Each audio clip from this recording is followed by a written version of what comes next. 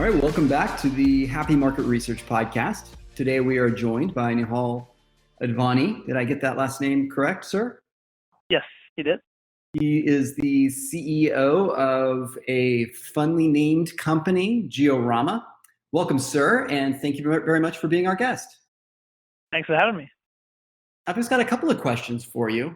First of all, it's an honor to be able to interview someone who's in the beginning parts of their startup, so to speak, entering into the market research space. I know it's like a terrifying, right? Exactly, a terrifying point. And so I'm excited about this conversation. Maybe you could tell us a little bit about your company, your products, and what problems you're addressing.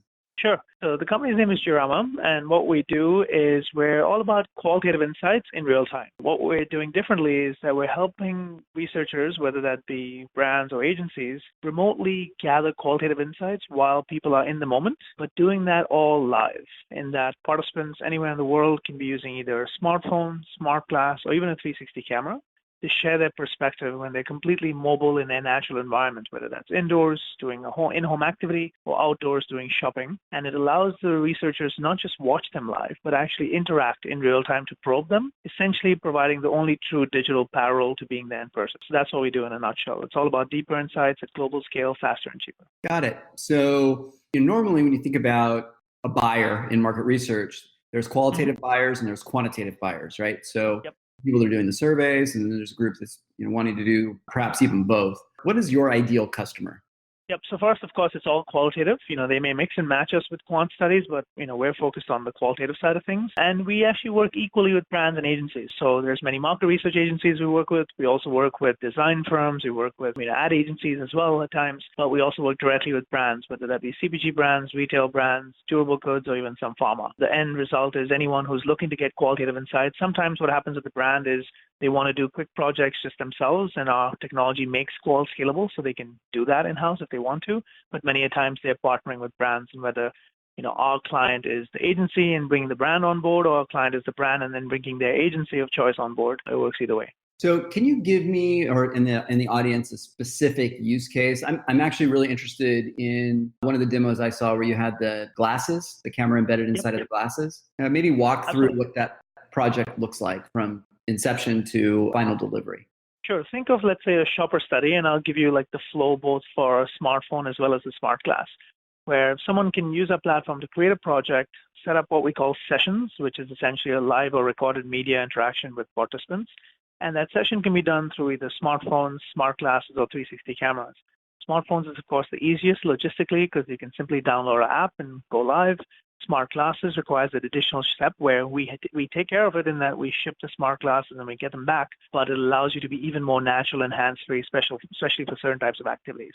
So in a shopper scenario, you may have some preset tasks and questions, things like please enter the store, please go to XYZ aisle, please start shopping and talk aloud, and what did you notice first? And any few fundamental questions, just giving the participants some structure as to what to do and the flow of things. But the value of watching it live with our platform is that you can probe them. And so on average, what we're finding is clients will set up 10 to 12 preset tasks and questions, but then when watching live, ask 60 to 90 additional questions based on what the people are doing, saying, seeing, even maybe missing, and therefore just getting really deep with these participants. And when it's with the smart glass, it's all done through audio. So they're not looking at their phone. Everything is done through voice, where you can send voice messages, or any text messages you send are converted to speech and heard by them. And they can, of course, respond verbally. Versus with a smartphone, they're seeing these things on their screen. They even have the ability to tap on their screen if you want to throw in a small amount of quant stuff in there as well. But yeah, that's how it works. Perfect. So, getting all that data in a video format, super exciting. The ability to be able to interact in real time, also, the synchronous sort of qualitative is unique. But the other thing I thought was interesting about your platform is the reporting tool. So how you consolidate that data. Do you want to talk a little bit about that? Yeah, absolutely. I should have mentioned earlier, so thanks for bringing it up. One of the equally important things we do, apart from helping with data capture, is actually the AI. So as part of our vision of making Qual more scalable, one part of it is making it easy to capture natural data from anywhere, anytime. But the other part of it is to help analyze that data faster and present it faster. So everything we do automatically, of course, is recorded. Everything is automatically transcribed through machine transcription. And we have really custom modeled a whole bunch of stuff. So we have a very high accuracy in terms of translation and transcription. But beyond just that, we are analyzing the text, analyzing what was said and seen, and showing keywords and themes and topics that were generated based on what was said, providing sentiment, not just overall, sentiment and emotions, not just overall, but at the entity or at the moment level, and also providing visual object and scene recognition, where you can actually just skip to the moment where in that same shopping scenario, you could skip to when somebody was outdoors, indoors, at the shelf, considering a product. And same thing with audio keywords. If you want to go to the moment, maybe they were talking about price, or they talk about, problem of choice, or whatever it may be, you could actually skip to those moments. It's all coded for you automatically, very, very quickly, so that you can skip to the moments that matter. And once you do that, you can actually drag and drop these moments into a visual presentation type tool that essentially lets you just drag and drop and create a video montage for each theme bucket that you may create. Just hit a button to generate a report and hit another button if you wanted to download it onto PowerPoint. So the end result is you're getting from recruit to capture to analyze to present much, much faster with our platform. Yeah, that's perfect. I love the getting to moments that matter. In qualitative. I've done qualitative for 2 decades. It's just catastrophic in terms of the impact on time. If I do an hour worth of IDIs, it's probably 2 that I'm pouring back into it, just trying to take out the pieces that are interesting. So yeah, and a lot of the people we're talking to, that sometimes they say it's 1 to 4. Like 1 hour of video is 4 hours, and we're now making 1 hour of video less than 1 hour of work because of our tool, much less, in fact. I'm just that much better than all those other. I'm just kidding. So, hey, listen, I'm sure you are. Before starting Georama, you were at both Google and Microsoft, which are big deals. So what are some of the big takeaways you had while working at those companies that enabled you or empowered you to start Georama? Yeah, I started off at both those companies and learned a ton as to how to deal with customers, how to manage customers, manage relationships. I was also in product roles by the end of it, strategy roles, analyst roles. I was in a bunch of roles over those years, and kind of allowed me to deal with different types, manage people, understand how to deal with developers across country teams. And so I took all of that when, I was launching my company. That said, no matter what you learn at a big company, when you go to a small company, as I'm sure you very well know, it's a whole different ball game, right? It's just, you don't have the budget, you don't have any brand equity, you're just starting from ground zero. And so a lot of stuff you learn in a big company actually just doesn't really help in that environment, because you're building things from the ground up. So although you take some of those things, and many of them help a lot, there's a whole bunch of other things and a whole bunch of other challenges that you've never ever faced, remotely even faced, at a large company that you start to deal with in a small company. And that's really the hard part. Yeah. Market research is interesting because obviously you're servicing that industry. Did you apply market research as you started your business? Maybe you could walk us through really that journey. I did, but probably not enough so the first time around. And we did make a big pivot in between. And when we did make that pivot, we made sure to do a whole bunch of research to make sure we pivoted the right way. But when we started, we were doing a whole bunch of things around live video, and our platform was used across things like inspections, education, from campus tours to virtual field trips, to a whole bunch of different scenarios within mobile live environments. And although we had some success, things were not necessarily having the hockey stick growth that we were hoping for. And so last year we sort of hit the reset button because we always had great technology. We perhaps just hadn't found the right market yet.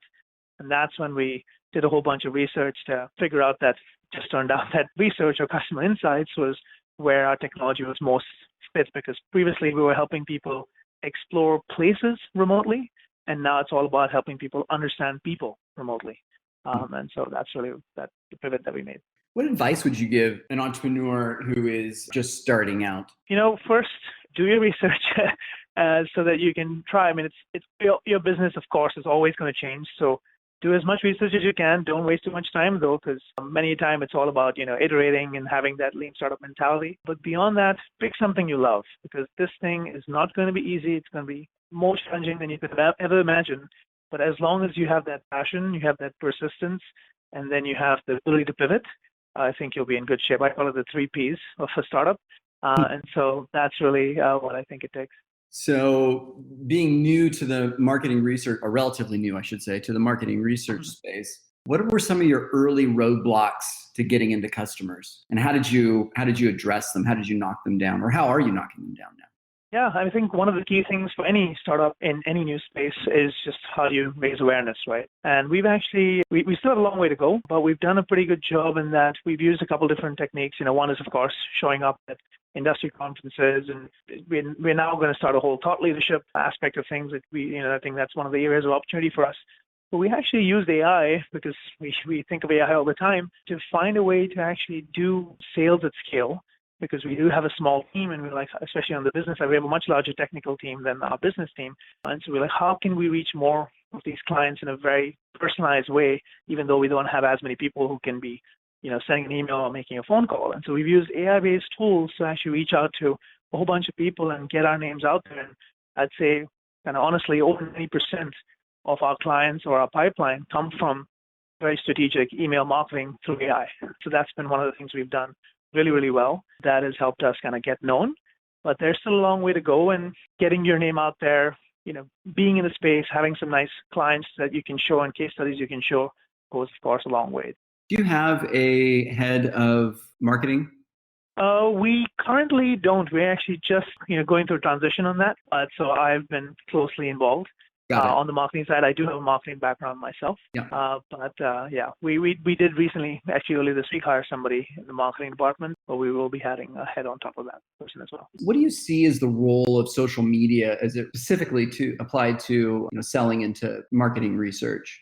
It's interesting. We're still figuring it out. In our past iteration of the company, we did use social media quite a bit and did fairly well at it. Now we're kind of resetting our strategy. But one thing I think is a good avenue is kind of using thought leadership or quick nuggets. In fact, one interesting plan we have is leveraging our own technology to do quick call research for hot topics, interesting insights, and actually using social, and of course, skewing more business social, but any kind of social to kind of put out those insights there to not just give people some interesting things to think about, but also subtly promote how we did this so quickly through Georama. So that's one of our strategies we're about to put into place soon. So I think social can be interesting. It just has to be done right, considering it's B2B and not just pure B2C. Yeah, I think that's a really interesting point that you're making. When you move into social, the thing that I'm finding is resonating is how the sausage is made as opposed to the actual sausage itself. So the behind the scenes application of your technology and how you gather that information is part of the narrative,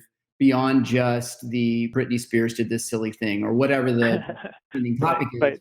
Right. So certainly you can hack through and get some followers that way, and eyeballs. That's fantastic. I completely agree. But the other side of it that I think is interesting is as you narrate your story in social media, how you guys are actually doing your projects then internally, then it starts giving the consumer an opportunity or a script to then follow and apply to their own workflows. Anyway, that's cool. I'm glad to hear you guys are thinking about that.